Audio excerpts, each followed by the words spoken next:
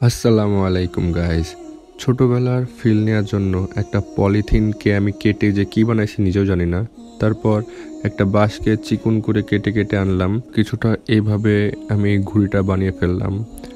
নদীতে একটুও বাতাস ছিল না, তারপরও যেহেতু অনেক কষ্ট করে ঘুড়িটা বানাইছি ইউটিউব দেখে, তো ঘূর্ণি তো উড়াতেই হবে। আর যেহেতু এটাই এই ধরনের ঘূর্ণি এর আগে আমি কখনোই বানাই নাই, এটাই আমার ফার্স্ট, তো এই জন্য খুবই এক্সাইটেড ছিলাম যে ঘূর্ণিটা উড়বে কি না।